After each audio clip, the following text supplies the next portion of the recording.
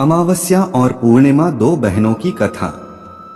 एक राज्य में एक राजा और एक रानी रहते थे, जिनकी 4 संतानें थी, 2 लड़के और 2 लड़की। एक लड़की का नाम पूर्णिमा तथा दूसरी लड़की का नाम अमावस्या था। पूर्णिमा घर के कामों में निपुण थी और घर का पूरा काम करती थी और भगवान की पूजा अर्चना भी किया करती थी। ऐसी ही मजेदार कथाएं सुनने के लिए हमारे चैनल को लाइक, शेयर और सब्सक्राइब करें। इसके अतिरिक्त वह गौ माता की सेवा भी किया करती थी और उसकी दूसरी बहन अमावस्या ना ही घर का कोई काम करती थी, ना ही भगवान की पूजा अर्चना करती थी और ना ही गौ माता की सेवा करती थी। पूर्णिमा सर्वगुण संपन्न थी। फिर भी राजा और रानी अपने दोनों बेटों तथा पुत्री अमावस्या को ही प्यार किया करते थे और वह पूर्णिमा से प्यार नहीं करते थे, उसके साथ भेदभाव करते थे। राजा के 4 पुत्र और पुत्री धीरे धीरे बड़े हो रहे थे। जब वे बड़े हो गए, राजा ने अपने दोनों पुत्रों का विवाह योग्य कन्याओं के साथ करा दिया। इसके बाद रानी ने राजा से कहा कि अब दोनों पुत्री विवाह के योग्य हो गई है और इन दोनों का विवाह भी करा दो। लेकिन पुत्री अमावस्या का विवाह किसी बड़े खानदान में कराना और पूर्णिमा का विवाह किसी गरीब परिवार में कराना, क्योंकि पूर्णिमा को केवल भगवान की पूजा पाठ करना ही पसंद है और गाय की सेवा करना पसंद है।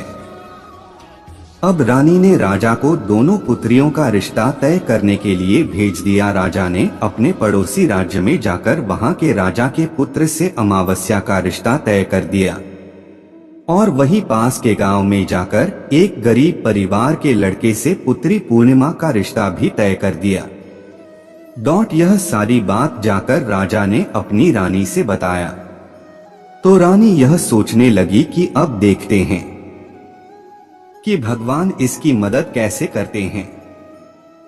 यह बहुत ही पूजा पाठ करती है और भगवान में मगन रहती है।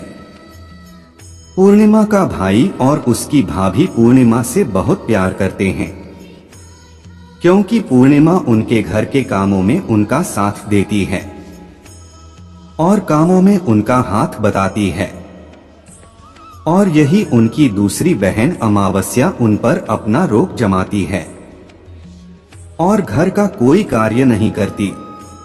कुछ समय बीत जाने के बाद दोनों पुत्रियों का विवाह हो जाता है। राजा और रानी की विवाह के बाद अपनी दोनों पुत्रियों को विदाई देते हैं। विदाई देते समय राजा और रानी पुत्री अमावस्या को बहुत सारा धन और दौलत देकर विदा करते हैं और पूर्णिमा को भी कुछ भी नहीं देते, खाली हाथ अपने घर से विदा करते हैं। इसके बाद दोनों बहनें अपने अपने ससुराल को चली जाती हैं। कुछ दिन बीत जाते हैं और एक दिन अमावस्या अपने घर पर शिव जी की कथा रखती है, जिसमें वह सभी गांव वाले को निमंत्रण देती है और अपनी बहन पूर्णिमा को नहीं बुलाती। जब गांव की सभी औरतें अमावस्या के यहाँ जाती है तो यहाँ सब दृश्य पूर्णिमा अपने घर के दरवाजे के बाहर बैठकर देख रही होती है। तब वहां से गुजर रही औरतें पूर्णिमा से कहते हैं कि तुम्हारी बहन के यहाँ शिव जी की कथा रखी है, क्या तुम नहीं चलोगी? पूर्णिमा ने कहा, मुझे निमंत्रण नहीं आया है, मैं नहीं जा सकती। सभी गांव की औरतों ने पूर्णिमा से कहा, बुलाया नहीं तो क्या हुआ, भगवान शिव की कथा है, तुम हमारे साथ चलो। गांव की सभी औरतों की बात मानकर पूर्णिमा भी उनके साथ भगवान शिव की कथा में अमावस्या के घर चली जाती है।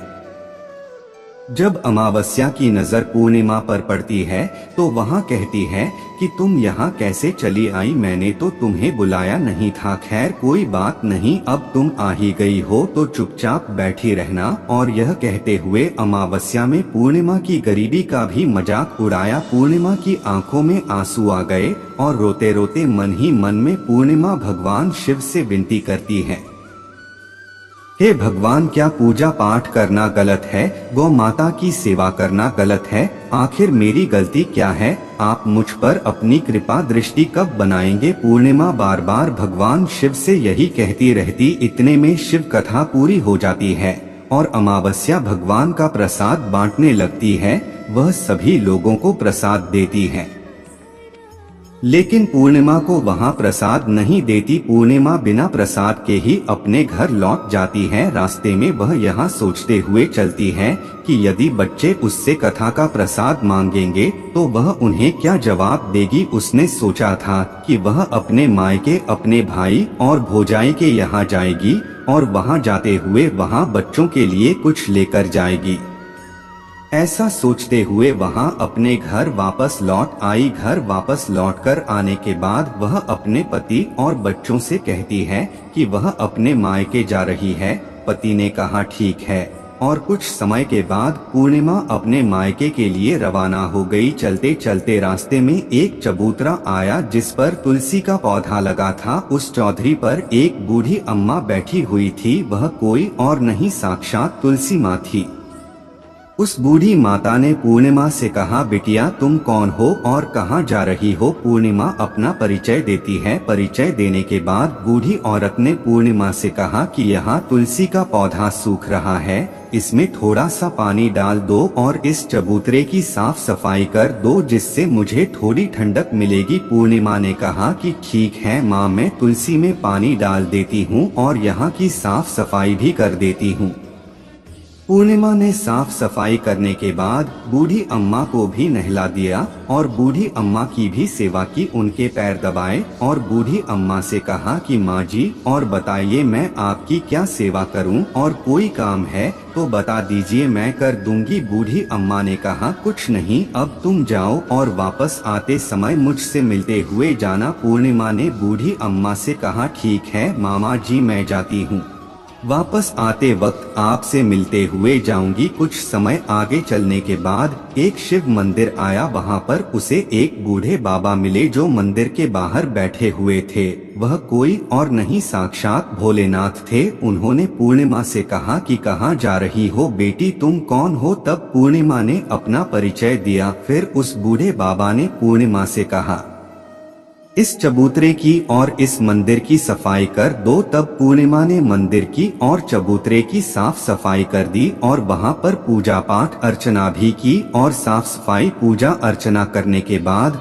उन्होंने बूढ़े बाबा को भी नहला दिया और उनसे कहा कि बाबा और कोई काम हो तो बताइए। तब बूढ़े बाबा ने कहा नहीं बेटी, अब तुम जाओ और वापस आते वक्त मुझसे मिलते हुए जाना। पूर्णिमा ने कहा ठीक है बाबा, मैं जाती हूँ, वापस आते हुए आपसे मिलते हुए जाऊंगी। आगे चलते चलते कुछ दूर चलने के बाद पूर्णिमा को एक काली जी का मंदिर दिखा। वहां भी एक बूढ़ी अम्मा चबूतरे पर बैठी हुई थी। उस बूढ़ी औरत ने भी पूर्णिमा से कहा कि बेटी तुम कौन हो, कहाँ जा रही हो। तब पूर्णिमा ने उस बूढ़ी औरत को भी अपना परिचय दिया। बूढ़ी औरत ने पूर्णिमा से कहा कि यहाँ पर सभी पूजा पाठ करने के लिए आते हैं, लेकिन मंदिर की साफ सफाई करने के लिए कोई नहीं आता, इसीलिए तुम मंदिर की और चबूतरे की साफ सफाई कर दो। पूर्णिमा ने कहा ठीक है माताजी, और पूर्णिमा मंदिर की और चबूतरे की साफ सफाई कर देती है और पूजा पाठ भी करती है और माताजी का श्रृंगार कर देती है और उस बूढ़ी अम्मा को भी नहला देती है और बूढ़ी अम्मा के पैर दबाती है और कहती है कि सभी काम हो गया है माँ जी, और कोई काम हो तो बताइए। बूढ़ी अम्मा कहती है कि नहीं बेटी, अब तुम जाओ, लेकिन वापस आते वक्त मुझसे मिलते हुए जाना। पूर्णिमा कहती है ठीक है, और वह आगे चली जाती है। आगे चलते चलते एक नदी आती है। वहाँ पर भी एक बूढ़ी अम्मा बैठी रहती है और वहाँ कहती है कि बेटी तुम कौन हो और कहाँ से आई हो। उसे भी पूर्णिमा अपना परिचय देती है। बूढ़ी औरत पूर्णिमा से कहती है कि नदी पर स्नान करने तो यहाँ पर सब आते हैं, लेकिन यहाँ की साफ सफाई कोई नहीं करता, इसलिए तुम इस किनारे पर साफ सफाई कर दो। पूर्णिमा कहती है ठीक है माँ जी, और वहाँ की साफ सफाई कर देती है और उस बूढ़ी अम्मा के पैर दबा दी है और कहती है माँ जी, और कोई काम हो तो बताइए। बूढ़ी औरत कहती है कि कुछ नहीं बेटी, तुम जाओ, लेकिन वापस आते वक्त मुझसे मिलते हुए जाना। और वहाँ नाव में बैठकर नदी के दूसरे किनारे पहुँच जाती है। और वहां अपने मायके के घर पहुंच जाती है। वहां पर पूर्णिमा के भाई और भाभी उसे देखकर बहुत खुश हो जाते हैं और वे पूर्णिमा की बहुत खातिरदारी करते हैं और उससे बहुत सारी बातें करते हैं और कहते हैं कि बच्चों को भी साथ में लेकर आती तो बहुत अच्छा होता। अब कुछ समय के बाद पूर्णिमा ने वापस अपने ससुराल जाने को कहा तो उसकी भाभी ने उसके लिए एक साड़ी दी और खेलों में बच्चों के लिए कपड़े और खाने पीने की कुछ चीजें रख दी और कहा कि तुम बहुत दिनों के बाद आती हो। और पूर्णिमा की भाभी ने यह थैला पूर्णिमा के हाथ में दे दिया और कहा कि जाओ और जल्दी वापस आना। इसके बाद पूर्णिमा वहां से अपने ससुराल के लिए रवाना हो गई और उसी की नदी के किनारे पहुंची और नाव में बैठकर दूसरे किनारे पर उतर गई। वहां पर उतरने के बाद वहां पर उसे वही बूढ़ी अम्मा मिली जो साक्षात गंगा मैया थी। उस बूढ़ी अम्मा ने पूर्णिमा को एक फैला दिया और कहा कि इसे तुम अपने घर जाकर ही खोलना। अब पूर्णिमा के पास बहुत पहले हो गए थे। उन्हें लेकर पूर्णिमा वहां से रवाना हुई। आगे कुछ दूर चलने पर काली माँ का मंदिर आया। वहां पर काली माँ बूढ़ी माँ के रूप में विराजमान थी। उसने कहा, आ गई बेटी पूर्णिमा। पूर्णिमा ने कहा, हाँ माजी मैं आ गई। तो काली माँ ने उसे एक फैला दिया और कहा, तुम यहाँ थैला अपने घर जाकर खोलना। अब पूर्णिमा के पास 3 थैले हो गए थे। तीनों थैली लेकर पूर्णिमा आगे बढ़ी। कुछ दूर जाने पर शिव जी का मंदिर आया जहां बूढ़े बाबा के रूप में शिव जी स्वयं विराजमान थे। बूढ़े बाबा ने कहा, पूर्णिमा तुम वापस आ गई। पूर्णिमा ने कहा, हाँ बाबा मैं वापस आ गई। बूढ़े बाबा ने भी पूर्णिमा को एक फैला दिया और कहा कि यह थैला तुम घर जाकर ही खोलना। पूर्णिमा ने कहा, ठीक है बाबा। अब पूर्णिमा के पास 4 थैले हो गए थे।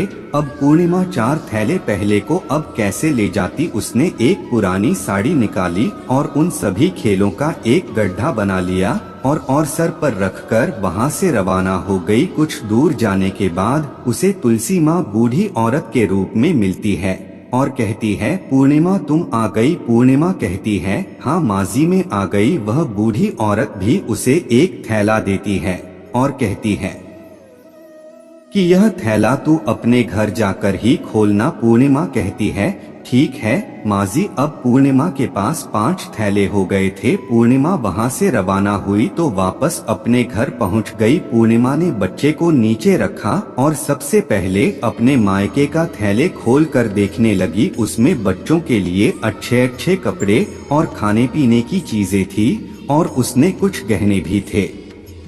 पूर्णिमा ने कपड़े अपने बच्चों को दे दिए और खाने पीने की चीजें भी बच्चों को दे दी। बच्चे यह सब पाकर बहुत खुश थे। आप पूर्णिमा ने दूसरा फैला खोला जो उसे गंगा मैया ने दिया था। उसमें ढेर सारे हीरे जवाहरात सोना चांदी आदि था। इसके बाद अब पूर्णिमा ने तीसरा थैला खोला जो उसे काली माँ ने दिया था। उसमें बहुत सारा सोना सिंगार का सामान भरा हुआ था। इसके बाद पूर्णिमा ने चौथा थैला खोला जो उसे भगवान शिव ने दिया हुआ था। उसमें बहुत सारा धन संपत्ति भरा हुआ था और बहुत सारी खुशियां भरी हुई थी। इसके बाद अब पूर्णिमा ने 5वां थैला खोला जो उसे तुलसी माँ ने दिया था। उसमें चावल दाल और 7 प्रकार की खाने की चीजों से भरा हुआ था। अब पूर्णिमा के घर में किसी भी चीज की कमी नहीं थी। उसका घर धन धान्य से भरा हुआ था और परिपूर्ण था। अब पूर्णिमा और उसका पति अब पूर्णिमा के मन में विचार आया कि क्यों ना शिव जी की कथा कराई जाए और शिव जी की कथा में एक कार्यक्रम रखा। पूर्णिमा ने गांव के सभी लोगों को निमंत्रण दिया और घर घर जाकर सभी लोगों को बुलाया। पूर्णिमा अपनी बहन अमावस्या के घर भी गई और अमावस्या को भी शिव जी की कथा के लिए उसने अपने घर पर बुलाया। जब अमावस्या पूर्णिमा के घर शिव जी की कथा में आई तो उसने देखा कि पूर्णिमा के घर में किसी भी चीज की कोई कमी नहीं है। इतना सारा धन दौलत देखकर अमावस्या आश्चर्यचकित हो गई। उसने पूर्णिमा से कहा कि तुम्हारे घर में इतनी धन और दौलत कहाँ से आई। पूर्णिमा ने कहा, देखो बहन, तुमने शिव जी की कथा में मुझे नहीं बुलाया था।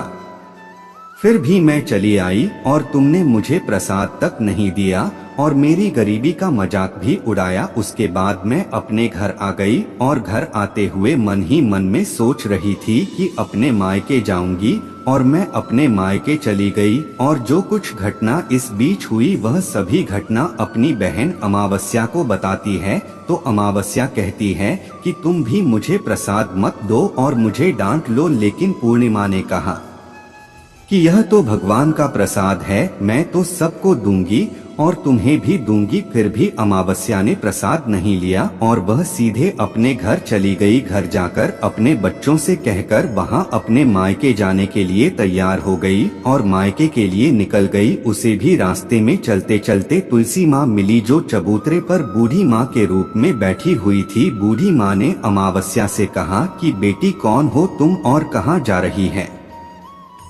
अमावस्या ने अपना परिचय दिया। बूढ़ी माँ ने कहा, बेटी यह तुलसी का पौधा सूख रहा है, इसमें थोड़ा सा पानी डाल दो और इस चबूतरे की साफ सफाई कर दो। इस पर अमावस्या ने कहा, बुढ़िया तुझे दिखाई नहीं दे रहा कि मैंने इतनी महंगी साड़ी पहन रखी है, यह गंदी हो जाएगी। ऐसा कहकर वहां से आगे चली गई। आगे जाने पर उसे भगवान शिव मिले, जिसे भी उसने ऐसा ही कहा। उसके बाद आगे जाने पर उसे काली माँ मिली, जिससे भी उसने यही सारी बातें कही। आगे जाने पर उसे गंगा मिले, जिसे भी उसने यही सब कहा और आगे चली गई। इसके बाद अमावस्या जब नाव में बैठने लगी तो उसे नाव में फूलों की जगह कांटे भरे थे, जो उसके पैरों में शुभ रहे थे। किनारे पर उतरकर वहां अपने मायके चली गई। जब वहां उसे उसकी भाभियों ने तथा भाइयों ने देखा तो मन ही मन में कहने लगे कि काम की ना काज की ढाई मन अनाज की, अब आ ही गई हो तो ठीक है। पूर्णिमा तो हमारे कामों में हाथ बताती थी, यह कोई काम करेगी तो नहीं। अब उन्होंने खाना बनाया और खा पीकर सभी सो गए। अमावस्या जब सुबह उठी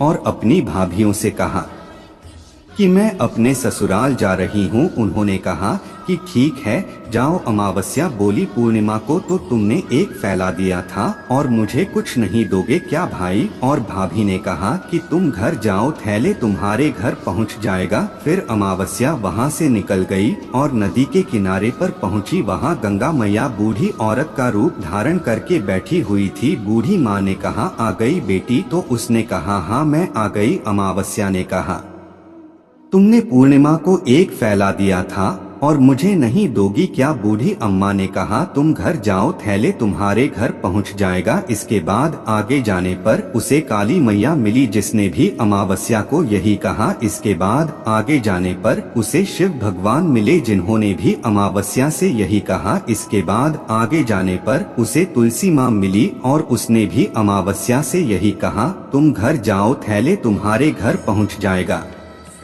अमावस्या अपने घर पहुंच गई है। आंगन में ने देखा तो वहां पर 5 थैले पड़े हुए थे। अमावस्या ने मन ही मन सोचा कि अब तो मेरे पास बहुत सारी धन और दौलत आ जाएगी। जल्दी जल्दी उसमें सभी थैले को खोला। किसी में मिट्टी थे तो किसी ने पत्थर, किसी में कंकर और किसी में कोयला। उसे मायके से भी कुछ नहीं मिला था। इन थैले में कुछ भी नहीं था। अमावस्या दौड़ती हुई पूर्णिमा के घर गई और कहती है कि तुम्हें तो इतना सब कुछ मिला, मुझे तो कुछ नहीं मिला, आखिर क्यों? तो पूर्णिमा कहती है कि जब मैं अपने मायके जाती हूँ तो अपनी भाभियों के साथ उनके कामों में हाथ बटाती हूँ, उनके साथ मिलकर काम करती हूँ, लेकिन तुम ऐसा कुछ नहीं करती, उनकी इज्जत भी नहीं करती, इसीलिए वह तुम्हें भला क्या देंगे। इसके बाद तुमने गंगा मैया को ठुकरा दिया और काली माँ को भी ठुकरा दिया और भगवान शिव को भी तुमने ठुकरा दिया, इसलिए उन्होंने भी तुम्हें कुछ नहीं दिया। अमावस्या कहती है कि बहन तुम मुझे माफ कर दो, मैंने तुम पर हमेशा अत्याचार किया है, मुझे कुछ नहीं मिला तो कोई बात नहीं, मैं भी भगवान की भक्ति करूंगी और सब कुछ प्राप्त कर लूंगी, मुझे इन सब चीजों का रहस्य बताओ। तो पूर्णिमा ने कहा कि तुम 3 सूत्र का ज्ञान ले लो और उसकी कथा करना। पहले सूत्र में दया मांगना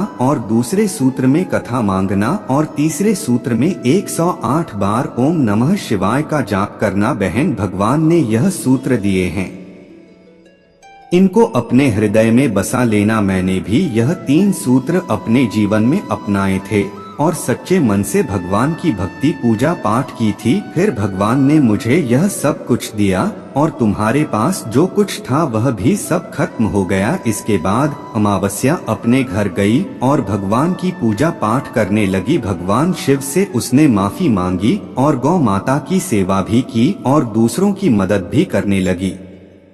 ऐसी ही मजेदार कथाएं सुनने के लिए हमारी चैनल की ऐसी ही वीडियो पाने के लिए हमारी चैनल को लाइक शेयर एंड सब्सक्राइब कीजिए। धन्यवाद।